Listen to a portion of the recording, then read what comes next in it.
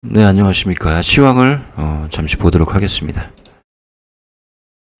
자, 제가 월요일날 새벽에 3108포인트까지 떨어졌다가 반등을 할 것이고 화요일쯤부터는 괜찮아질 것이다 라고 말씀을 드렸습니다. 보면 3105포인트까지 떨어지고 반등을 했고, 제가 이거는 몇 포인트까지라는 얘기 안 했는데요. 몇 포인트까지 올라간다는 얘기는 안 했는데 괜찮아질 것이라고 했는데 결국 이 정도 3198포인트로 일단 상승하고 마감을 했습니다. 자, 내일장을 한번 예측 아닌 예측을 한번 해보도록 하죠. 자, 일단 외국인들이 콜옵션과 풋옵션의 변화가 생겼습니다.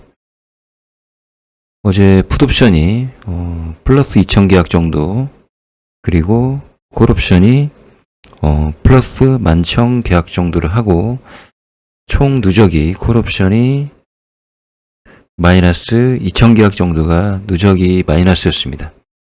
그런데 이제 금일은 누적이 마이너스가 아니라 플러스로 바뀌었죠. 6454계약으로 누적이 바뀌었습니다. 이 자체는 어떤 상승 가능성을 염두에 둔 콜옵션 계약인 것 같고요. 자, 그리고 금일은 순매수가 8550계약을 또 순매수를 했습니다. 어제는 11,000이었고 금일은 8,550계약을 또 순매수를 했고요. 그래도 콜옵션은 상당히 변화가 크다 이렇게 보여지고 좋은 쪽으로, 네, 그렇죠. 자, 풋옵션은 더 좋습니다. 풋옵션은 자, 누적은 아직 플러스, 마이너스 이제 하락 쪽에 가 있지만 금일 풋옵션 계약이 제가 파란색이 상승 쪽이라고 했습니다. 대략 한 10,000계약 정도를 풋옵션을 상승 쪽으로 계약을 했습니다. 그래서 어제만 해도 풋옵션이 18,000계약 정도가 하락 쪽에 베팅이 돼 있었는데 지금은 이제 7,433계약이 3계약이 되어 있습니다. 그래서 금일에 이런 그 상승 쪽 풋옵션 매도가 총 누적까지도 변화를 좀 시켰습니다. 그래서 콜과 풋은 외국인이 상당히 좋은 방향으로 움직였다 이렇게 볼 수가 있고요. 선물만 해도 대략 988계약 정도를 했죠. 네, 금액으로 따지면 대략 1억, 10억, 100억, 1000억 한 1000억 정도를 선물 계약을 상승 쪽으로 계약을 했고요. 자, 금요일만 해도 얘네들이 누적으로 따지면 2조가 넘었습니다. 2조가. 그런데 지금 1조 6,970억. 개월수는 남아있죠. 9월 두 번째 목요일이니까요. 그런데 이제 2조가 넘었던 그 선물 계약이 1조 6,970억으로 많이 이제 줄어들었죠. 그만큼 최근에 좀 매수를 한 것이다. 매수 계약을 한 것이다. 이제 그렇게 보여지고요. 금일만 해도 988 계약을 진행을 했습니다. 꾸준히 이게 추세대로 가는지 꼭 보셔야만 합니다. 꾸준히 추세대로 가는지. 그래서 외국인은 상당히 긍정적인 모습을 보인 것이다. 그러면서 코스피를 많이 샀죠. 그렇죠. 네. 3,582억 정도를 매수를 했고 코스닥도 652억 정도를 매수를 했습니다. 외국인의 어떤 변화는 좀 긍정적인 쪽으로 가고 있는 것을 확인할 수가 있습니다. 솔직히 개인 볼 거 있나요? 그냥 외국인하고 거의 반대로 가기 때문에 그렇고, 금투는 어차피 얘네들은 그 어떤 정책적인 것도 있으니까 크게 볼 것도 없습니다. 사실 얘네들은 언제 샀다가 팔을지도 모르겠고, 지수 그런 부분으로 움직이는 것도 많고, 이제 그렇기 때문에 외국인의 동향으로 봤을 때는 상당히 코스피 시장에 대한 긍정적인 생각을 하고 있는 것 같다. 이제 그런 말씀을 드립니다.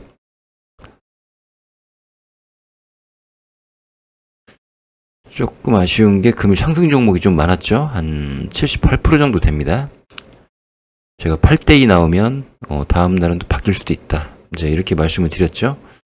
근데 이제 얘가 거의 78%, 얘가 이제 22% 정도 됩니다.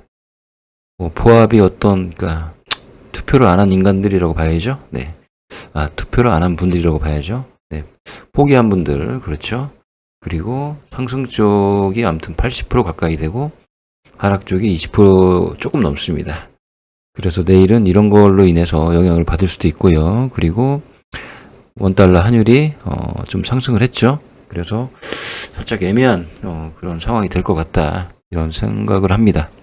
내일 시장이 이제 그렇지만 외국인들의 이런 모습이 계속 지속적으로 이어진다면 적어도 옵션 만기일이 8월 14일이죠. 네, 그런데 이제 기간도 많이 남아 있고 해서 이런 추세를 좀 보셔야 된다.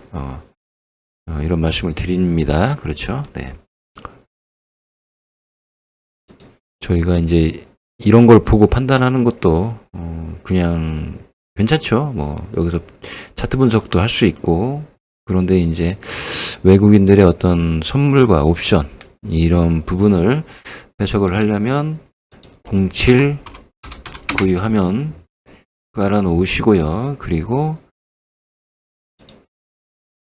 자, 투자자별 만기 손익 상세 보시면 외국인들이 금일 평가 손익을 보시면 이제 어떤 판단의 기준이 되는 거죠. 옵션은 얘네들이 손해를 보면서까지 정리를 했다. 그리고 선물은 또 이익을 받고 결국에는 총 평가 손익이 마이너스인데 왜 이런 짓을 했을까? 그러면 이 0200 화면 들어가시면 어제와 오늘의 옵션의 변화를 저희가 이제 분석할 수가 있겠죠. 계약수로 얘네들이 어떤 변화를 가졌는지 알 수가 있겠죠. 뭐 이게 이제 어제와 오늘 차이를 알 수가 없죠. 사실 저희가 하루가 지나면 끝이니까요. 그래서 저 같은 경우에는 이제 이런 식으로 하죠. 자,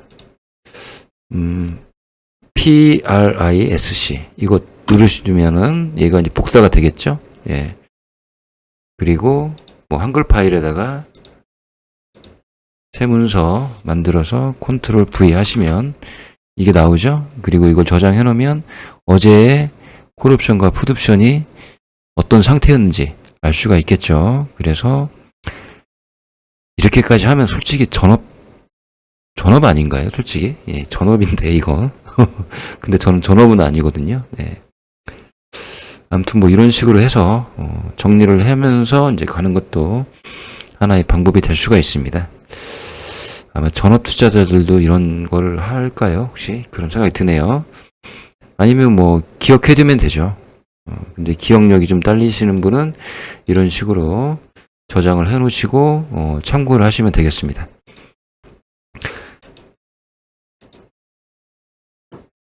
왜냐면 저희가 최근에 충격을 한번 받았죠.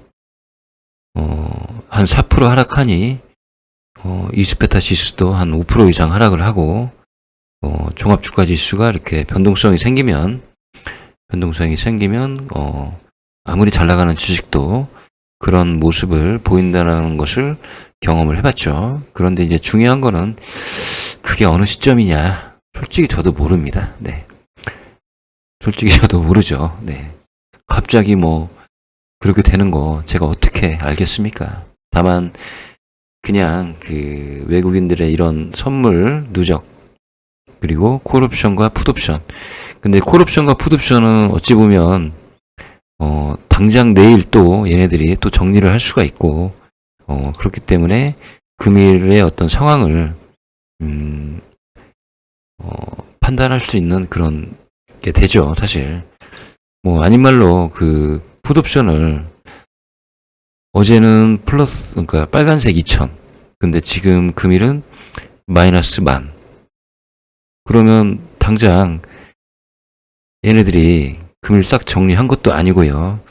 그러면 이렇게 해놨으니 내일은 종합주가지수가 오르면 이제 선물도 올라가겠죠?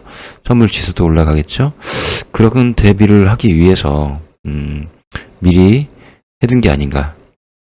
미리 이렇게 계약을, 해놓은 게 아닌가. 그런 생각을 할 수가 있죠? 그리고 만약에 내일 이거를 정리를 얼마 했는지 답이 나오겠죠. 어제 만계약이 마이너스였으니 갑자기 계약수가 뭐 플러스로 바뀌었다든가 누적수가 마이너스로 바뀌었다든가 하면 풋옵션을 쌍그리 다 매도를 했구나. 매수를 했구나. 이제 이렇게 판단할 수가 있겠죠. 그러면 그 다음 날은 또 외국인들이 어제 다 정리를 했으니 내일 시장을 또 좋게 안 보는 거 아닌가 이렇게 볼 수도 있는 거고요. 네. 시간이 10분이네요. 10분. 네. 아무튼 이런 식으로 그 외국인의 동향을 저희는 판단하면서 가는 것도 괜찮다. 제 생각이지만 내일 외국인은 이 풋옵션 매도죠, 매도. 매도 한 걸로 보고, 그리고 이제 콜옵션도 또 매수한 걸로 보면 내일에 대한 주식시장의 전망을 그렇게 나쁘게 보고 있는 것 같지는 않습니다. 일단 계속 늘어난다면 만기가 가까이 될 때까지 늘어난다면 국내 주식시장을 계속 긍정적으로 보는 거 아니겠습니까? 네, 여기까지 말씀드리겠습니다. 개별 종목은 이따가 다시 한번 말씀드리고 시황만 결론은 내일은 외국인은 조금 긍정적으로 보고 있지만 지금 보시면 코스피 200이 431.25 선물이 431.75 원래 그리고 이제 만기가 가까울수록 얘가 이제 초반에는 그 선물에 대한 포인트가 훨씬 높을 수밖에 없고요. 그게 이제 이자율 때문에 그렇다고 합니다. 이자율 때문에 코스피는 이자율이 없죠. 이자율이 없기 때문에 당연히 선물보다 낮을 수밖에 없다. 그런데 지금 만기가 가까워지는데도 오히려 선물 지수가 이렇게 높다. 왜냐면은 90일간의 이자율을 처음에 플러스 시켜서 포인트로 산정하니까. 근데 만기가 가까워지는데도 얘가 지금 더 높이 포인트가 그 현물 지수보다 높다라는 것은 내일 혹시나 차익 순매수가 좀 들어올 수도 있다. 왜냐면 선물보다 더 낮은 포인트이기 때문이죠. 그래서 오전부터 시가총액 상위 종목이 조금 상승할 수도 있다. 그런데 이제 크게 차이는 나지는 않죠, 사실. 그래서 차익 순매수가 좀 들어올 수 있다. 이 정도도 예측할 수가 있는 것입니다.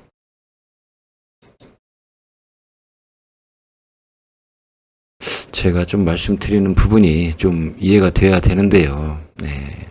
그렇다고 해서 여러분들이 이거 매일매일 체크하겠습니까? 솔직히 저도 잘 안 하는데요. 네. 어쨌든 이런 거 한 번씩 보시는 게 좋다. 이런 말씀입니다.